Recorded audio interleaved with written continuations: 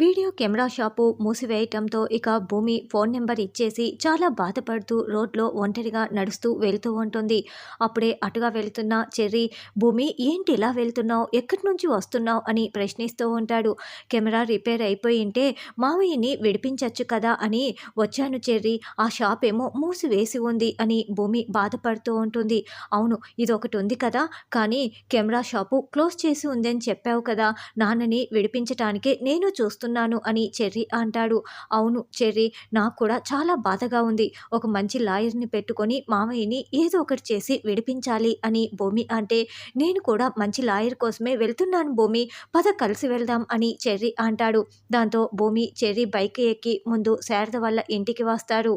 తర్వాత బిందు కాలేజీలో ఏడుస్తూ కూర్చొని ఉంటే అప్పుడే శివ అక్కడికి వచ్చి, బిందు ఏడవకు, ఎందుకు ఏడుస్తున్నావు, చెప్తేనే కదా అర్థమయ్యేది అని ప్రశ్నిస్తూ ఉంటాడు.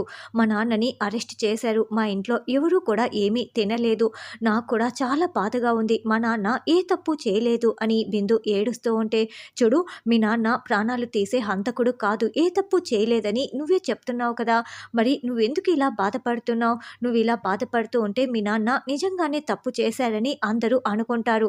మీ నాన్న ఏ తప్పు చేయనప్పుడు ఎందుకు శిక్ష పడుతుంది, కాబట్టి ధైర్యంగా ఉండు, మీ నాన్నకి అస్సలు శిక్ష పడదు, నేను చెప్తున్నాను కదా ఉండు తిను అని దగ్గర ఉండి తినిపిస్తూ ఉంటాడు.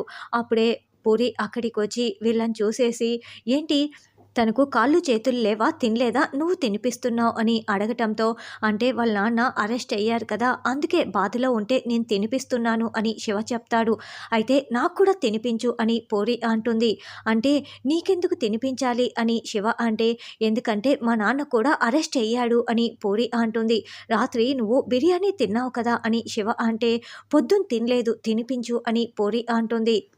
నేను చిన్నప్పటి నుంచి మా నాన్న దగ్గరే పెరిగాను కాబట్టి నాకు ఆ ప్రేమ విలువ ఏంటో తెలుసు అని బిందు అంటే, నాన్న ఎవరికైనా నాన్ననే, ముందు నాకు తినిపిస్తావా లేదా అని పూరి శివని గద్దిస్తూ ఉంటుంది. తర్వాత మీరా ఇంటికి రావటంతో, మీరా ఎక్కడి నుంచి వస్తున్నావు అని అపూర్వ నిలదీస్తూ ఉంటుంది.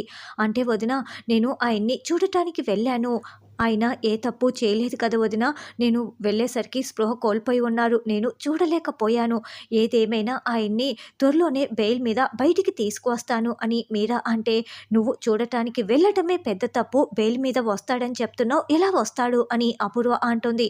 అంటే వదిన, నేను వెళ్ళే సమయానికి సరిగ్గా ఆ శారద కూడా వచ్చింది, గగన్కి చెప్పి విడిపించమని నేనే అడిగాను, శారద సరే అని చెప్పింది, గగన్ తప్పకుండా ఆయనకి బెయిల్ ఇప్పిస్తాడు వదిన, ఆయన బయటికి వస్తాడు అని మీరా చెప్పగానే అపూర్వ మీరా చెంప పగలగొడుతుంది. ఏంటి వదిన, నన్నెందుకు కొడుతున్నావు అని మీరా ఏడుస్తూ అడుగుతూ ఉంటుంది. ఎందుకంటే కేపీ కనుక బెయిల్ మీద బయటికి వస్తే మా అపూర్వ జైలుకు వెళ్ళాలి కాబట్టి, ఎందుకంటే శోభా చంద్రని చంపింది మా అమ్మాయి అపూర్వ కాబట్టి అని గోరెంటాకు నోరు జారుతుంది. ఏంటి, ఏం మాట్లాడుతున్నావు గోరెంటాకు అని మీరా చాలా షాకింగ్గా ప్రశ్నిస్తూ, ఏంటి వదిన నువ్వా చంపింది, గోరెంటాకు ఏం చెప్తోంది అని మీరా అమాయకంగా అడుగుతూ ఉంటుంది. దాంతో అపూర్వ మండిపడుతూ గోరెంటాకు వైపు కోపంగా చూస్తూ ఉంటుంది. వెంటనే గోరెంటాకు అంటే, నీ కొడుకు చెర్రీ అపూర్వనే ఇదంతా చేసిందని నింద వేశాడు కదా, ఇప్పుడు కేపీ బెయిల్ మీద బయటికి వస్తే అపూర్వని పోలీసులు అరెస్ట్ చేస్తారు, ఎందుకంటే నీ కొడుకు వేసిన నింద వల్లే, అందుకే నేను ఇలా మాట్లాడాను, అంతే అంతే అని గోరెంటాకు కవర్ చేస్తుంది. చూడు మీరా, నేను కొట్టానని నువ్వు బాధపడకు, అసలు నువ్వు ఇలా అడిగావని మీ అన్నయ్యకి తెలిస్తే ఎంత కోప్పడతాడో తెలుసా, పోయి పోయి మన శత్రువులతో ఆ శారదతో నువ్వు గగన్కి చెప్పి విడిపించటం ఏంటి, ఇంకెప్పుడు ఇలాంటి పనులు చేయకు, వెళ్ళు వెళ్ళు, అయినా కూడా తప్పు చేసిన వాళ్ళు జైల్లోనే ఉండాలి అని చెప్పి మీరాని అక్కడి నుంచి పంపించేస్తుంది. పిన్ని నిన్ను చంపి పడేయాలి అని అపూర్వ గోరెంటాకు వైపు చాలా కోపంగా చూస్తూ ఉంటుంది. తర్వాత భూమి చెర్రీ ఇద్దరు ఇంటికి వస్తారు. పెద్దమ్మ ఏంటి అలా ఉన్నావు అని చెర్రీ అడగటంతో, ఆయన అరెస్ట్ అయ్యారు కదా చెర్రీ, ఇలా ఉండక ఇంకెలా ఉంటాను అని శారద ఏడుస్తూ ఉంటుంది.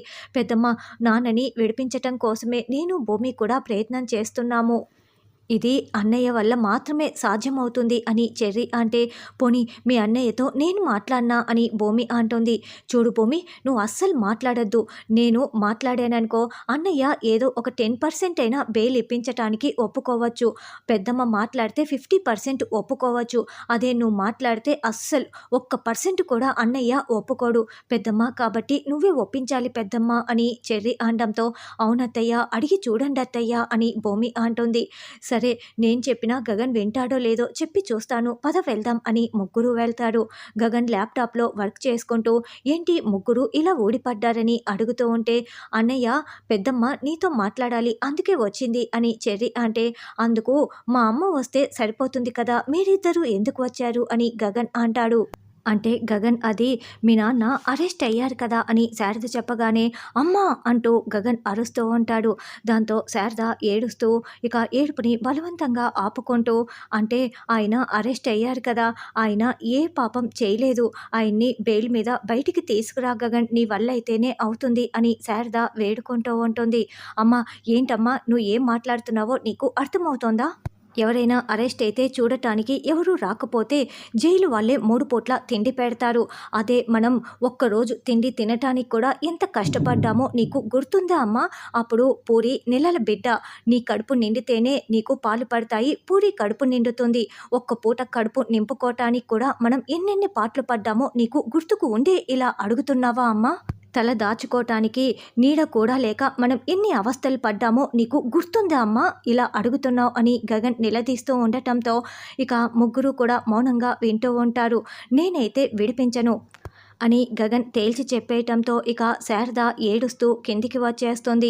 ఏంటి మీరిద్దరూ ఇంకా అలాగే చూస్తూ నిలబడి ఉన్నారు, వెళ్ళండి అని గగన్ అరవటంతో చెర్రీ భూమి కూడా కిందికి వచ్చేస్తారు. ఇక శారద చాలా ఏడుస్తూ ఉంటుంది. అత్తయ్య ఏడోకండి అత్తయ్య, బావ మీ మాట కాదనరు, ఖచ్చితంగా మామయ్యని విడిపిస్తారన్న నమ్మకంతో మేమిద్దరం నిన్ను అడగమని చెప్పాము. కానీ నువ్వు ఎన్ని కష్టాలు పడ్డావో అదంతా బావ ఇంకా ఇంతలా గుర్తు పెట్టుకున్నాడని ఇప్పుడే కదత్తయ్య అర్థమైంది. మీరేమీ బాధపడకండి అత్తయ్య, ఏదో ఒకటి చేసి మావయ్యని బెయిల్ మీద బయటికి తీసుకొచ్చే బాధ్యత నాది అని భూమి మాట ఇస్తుంది. నువ్వు ఎలా తీసుకువస్తావమ్మా అని శారద అడుగుతూ ఉంటుంది. నేను నాన్నతో మాట్లాడతాను అత్తయ్య, మామయ్య ఏ తప్పు చేయలేదని నాన్నని ఒప్పిస్తాను, అర్థమయ్యేలా చెప్తాను అని భూమి అంటే, కానీ ఆయన కూడా శోభాచంద్రని చంపింది మీ మామయ్యే అని నమ్ముతున్నారు కదా, మరి ఎలా అర్థమయ్యేలా చెప్తావు భూమి అని శారద చెర్రీ అడుగుతూ ఉంటారు. ఇప్పటికిప్పుడు శోభాచంద్ర అమ్మని చంపింది ఎవరు అన్నది సాక్ష్యాలతో సహా నాన్నకి నిరూపించలేనేమో, కానీ మామయ్య అయితే కాదని నేను అర్థమయ్యేలా చెప్పగలను, ఆ నమ్మకం నాకు ఉంది. అది అర్థం చేసుకుంటే చాలు కదా, మామయ్య బయటికి వస్తాడు అని భూమి చెప్తుంది. సరేనమ్మా, ఇక నీ చేతుల్లోనే ఉంది ఆయన్ని ఆ పరిస్థితుల్లో చూడలేకపోతున్నాను అని శారద ఏడుస్తూ ఉంటుంది. తర్వాత భూమి ఇక శరత్చంద్ర ఇంటికి వెళ్ళి వాళ్ళ అమ్మ ఫోటో మీద ఒట్టు వేసి మామయ్య ఏ తప్పు చేయలేదని చెప్తూ ఉంటుంది. తర్వాత కోర్టులో కూడా భూమి చాలా ప్లాన్ ప్రకారం ఏదో చెప్పటం వల్ల కృష్ణప్రసాద్కి బెయిల్ వస్తుంది.